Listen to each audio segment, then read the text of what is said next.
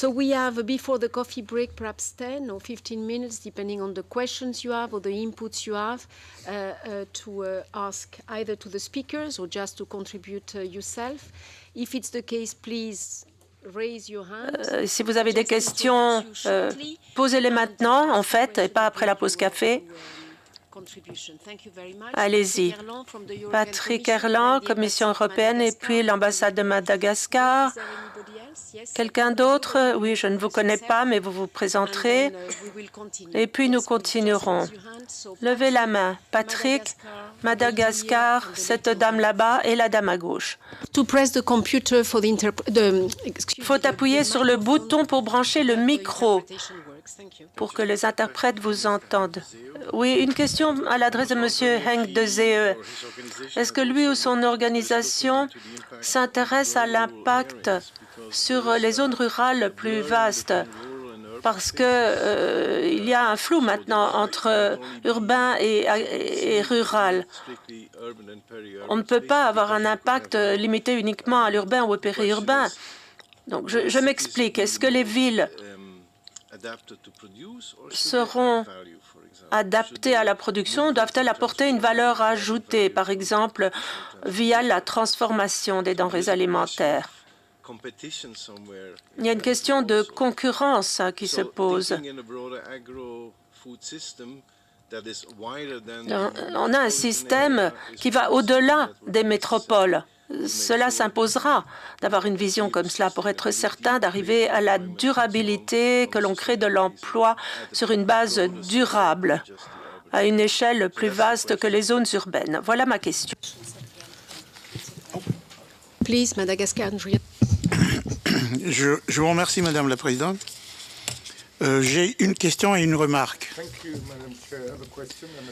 La question, c'est que c'est pour Growing Underground de savoir la valeur nutritive de ce que vous produisez, étant donné qu'il n'y a pas le soleil, c'est-à-dire l'effet photosynthèse. Parce qu'on sait très bien que les résultats ou les effets des manipulations, des avancées technologiques, c'est beaucoup plus tard que ça se fasse comprendre. Donc, je suis plus enclin à votre ferme verticale parce qu'il est au soleil, tout bêtement. C'était une question. La remarque, c'est, moi je pense que l'agriculture urbaine, c'est une histoire de... L'enjeu, c'est de disponibilité foncière et d'affectation de terrain, donc de maîtrise foncière. On connaît très bien l'emprise foncière en ville, soumise à la loi de l'offre et de la demande la plus violente qui soit. 1 mètre carré vaut son pesant d'or. Alors, quelle municipalité accepterait, oserait réserver un espace dédié à l'agriculture, tant les prix sont de toute façon mis au défi. Donc, ce que je constate, c'est que là où il y a de l'agriculture urbaine, ce sont des espaces qui étaient déjà auparavant dédiés, antérieurement, et même sous terre, hein, comme un growing.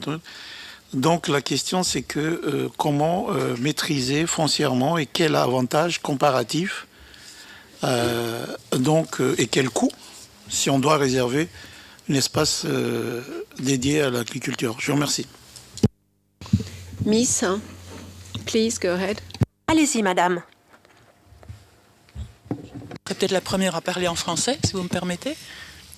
Je représente l'ONG Miel Maya, une ONG reconnue par la coopération belge qui fournit des services aux apiculteurs du Sud, et le réseau Beekeeping Network North-South. L'agriculture et l'apiculture ont des points communs, à savoir des avantages en matière de nutrition, de santé via les produits de la ruche, de création d'emplois. Et je me demande dans quelle mesure la promotion actuelle de l'agriculture urbaine ne pourrait pas en même temps entraîner celle de l'apiculture urbaine. Merci. Beaucoup. Hein. Il y avait une autre personne, s'il vous plaît. Please go ahead. Good morning. My name Bonjour, Sarah Karingé.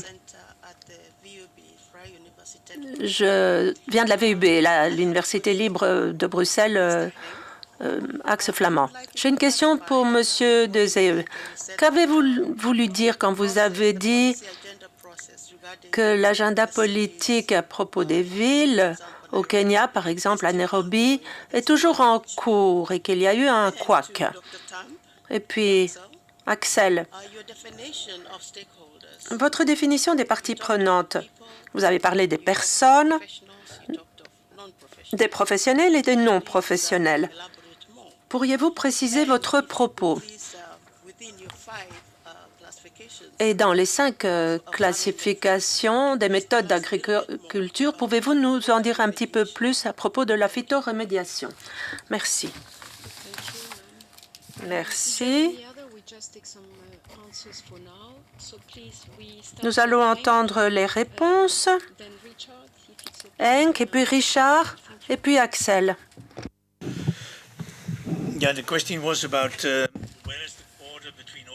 Alors, la question portait sur la limite entre l'agriculture urbaine et rurale. Et y a-t-il une concurrence ou pas entre les deux? À propos de cette concurrence, il n'y en a pas vraiment parce que les produits, normalement, sont différents entre le véritable urbain et le véritable rural. L'urbain se concentre sur les légumes frais et les produits laitiers, produits de ce type.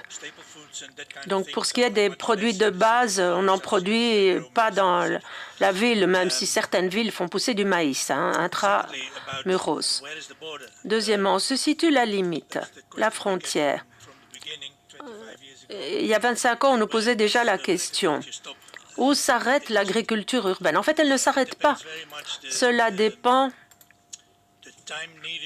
du temps qu'il faut pour aller avec son produit sur le marché. Ça dépend des liens entre le rural et l'urbain. Est-ce que les gens font encore l'effort d'aller au marché? Et est-ce qu'ils sont capables de transporter leurs produits dans un délai raisonnable? Et puis, il y a le nombre de personnes impliquées dans la production et dans la transformation des denrées alimentaires. Là aussi, c'est un paramètre important. Comme je l'ai dit, on est passé de l'agriculture urbaine per se en système région-ville. On ne s'arrête pas à la limite de la ville. Dans la plupart des cas, une plus grande métropole va impliquer les municipalités voisines dans le processus, dans l'analyse et la planification de la filière, qui ne va pas s'arrêter abruptement à la limite de la ville.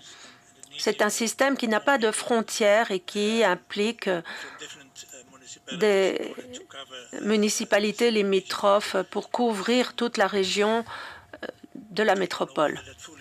Je ne sais pas si j'ai ainsi répondu à votre question. Mais en tout cas, ça va dans ce sens-là. Micro, s'il vous plaît, pour l'orateur. Merci.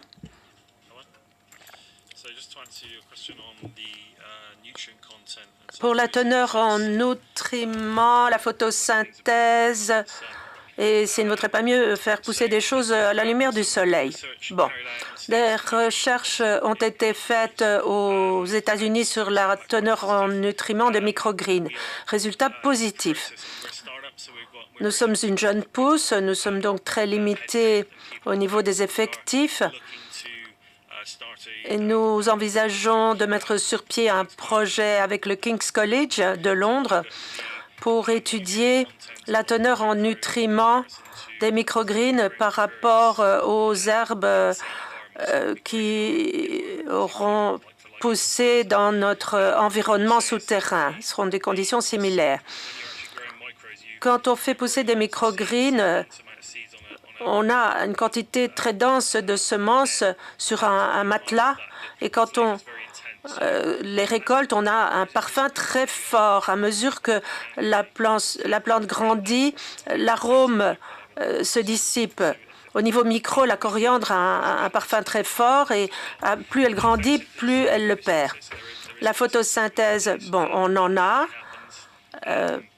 sous le sol.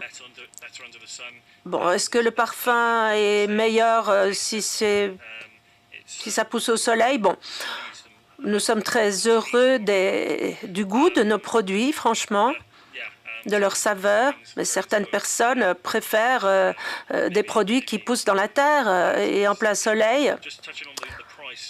Pour le prix,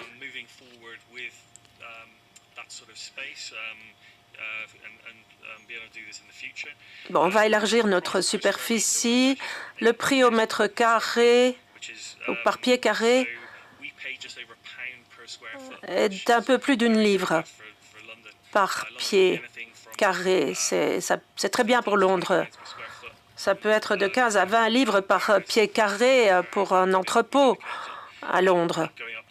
Et ça peut grimper jusqu'à 140 par pied carré pour les surfaces de bureaux. Donc c'est très bien. Nous envisageons le recyclage d'espaces qui ne peuvent pas être utilisés pour autre chose. Si nous avons eu ce site à très bon prix de TfL, la société de transport, c'est qu'en fait, il était pratiquement inutilisable parce que les deux sorties étaient très éloignées l'une de l'autre. On ne pouvait donc pas utiliser ces tunnels pour d'autres utilisations, hôtels ou autres. Nous, on a dit on veut faire de la culture et on nous a demandé vous allez employer combien de gens sur le site. Donc, ces espaces souterrains sont peu utilisables parce qu'ils ont été construits avant que l'on ait la législation sur les incendies et sur les accès notamment. Et j'espère avoir répondu à votre question.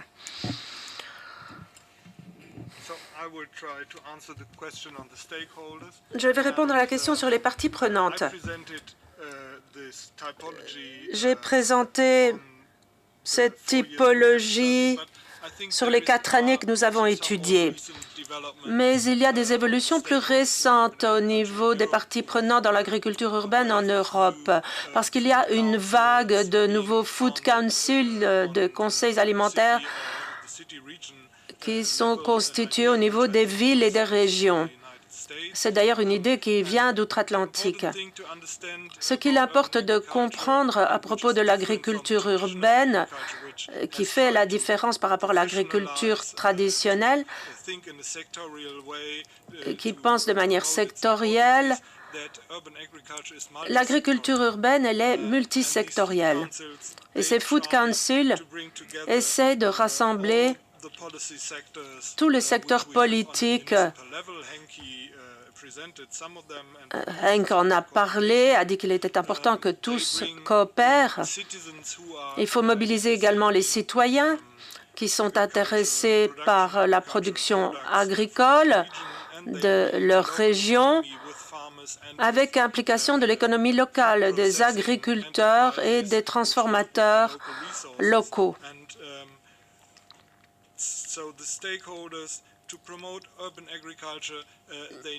Les parties prenantes, pour promouvoir cette forme d'agriculture, doivent collaborer, se serrer les coudes. On n'a pas un service municipal ou une ONG agriculture urbaine.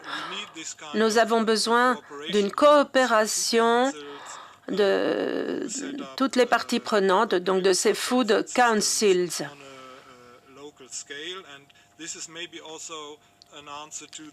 Et je réponds peut-être du même coup ici à la remarque de Madagascar. Ces food councils peuvent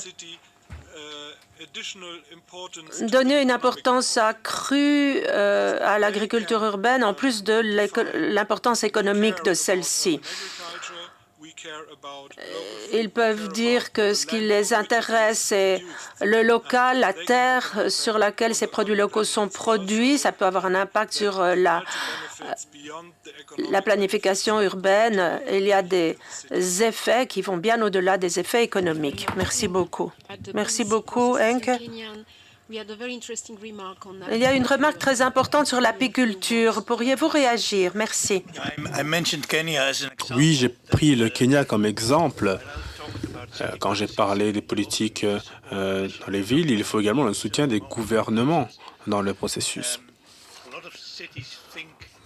Nombre de villes pensent que la sécurité alimentaire et l'agriculture ne fait pas partie de leur mandat traditionnel. Dans certains pays,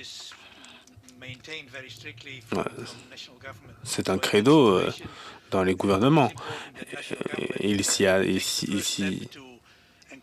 ils s'y attachent. Donc il faut les encourager et leur permettre d'élaborer des directives afin de permettre aux villes de développer leurs plans, leurs infrastructures, leur financement pour les activités agricoles urbaines.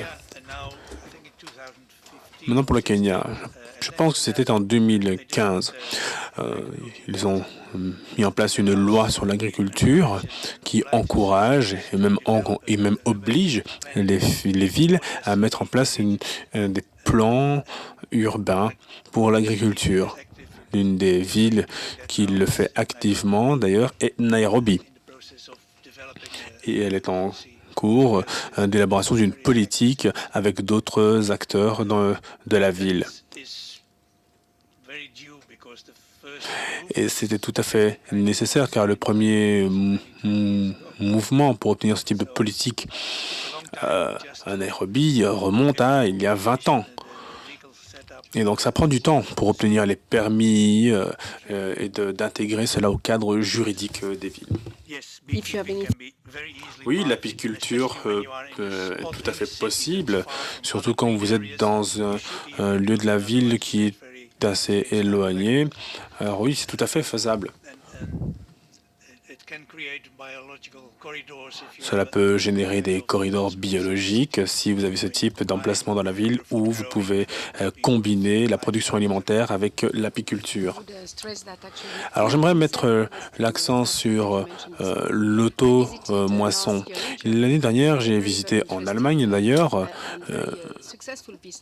une entreprise très couronnée de succès où vous allez vous-même recueillir des fleurs et vous pouvez personne n'est là à qui vous pouvez payer. Non, il y a une boîte où vous mettez l'argent tout simplement. Et cela est également lié à l'apiculture. Vous savez, il y a de nombreux exemples et je pense que dans les villes, il y a de très bons exemples d'apiculture et il faut les relever. Il est vrai qu'il est difficile de définir, de délimiter la culture urbaine et périurbaine, mais que le GIZ, qui est l'un des bailleurs principaux dans ces domaines, nous avons vu que les liens urbains et ruraux, les centres connaissent une expansion davantage vers les zones rurales et la limite est plus faible et donc et plus que dans les villes secondaires. Donc la limite entre la zone urbaine et rurale est moins claire qu'auparavant. Y a-t-il d'autres questions? Oui, Angel, vous serez notre oratrice de cette aréopage numéro 2. Je vous en prie. Oui, j'aimerais rebondir sur certaines des remarques. Pour ce qui est de la valeur nutritive, il faut également dire que beaucoup de recherches ont été réalisées sur les conditions d'illumination optimales pour les plantes. Il faut comprendre que ce n'est pas seulement... il y a certaines technologies qui ont été développées pour cela, car nous avons compris le lien entre la lumière et les plantes. Et donc les nutriments qui sont créés pour ces plantes, bien toutes ces connaissances proviennent du monde académique. Et donc cela permet de fournir un produit de qualité. Et je pense que dans cette idée d'urbain et rural, au Nigeria, par exemple, tout cela se fait, prend du temps pour arriver dans les espaces urbains, car c'est en raison du mauvais état des routes. Et donc, dans ces espaces ruraux, ils ne peuvent pas produire certaines choses qui sont produites dans les zones urbaines. Quand on se développe, il y a encore beaucoup d'espaces vides et vous êtes capable d'en profiter. Et donc, la ville peut vraiment rejoindre donc, le développement dans ces zones. Merci infiniment d'avoir soulevé cette dimension d'innovation. J'ai oublié de dire à Madagascar, en fait, vous savez, les politiques, comme Léonard l'a dit ce matin, le prix joue un rôle capital. Et c'est là que l'aspect politique, donc les subventions, peut être important. Mais cette dimension sera également abordée dans la deuxième session.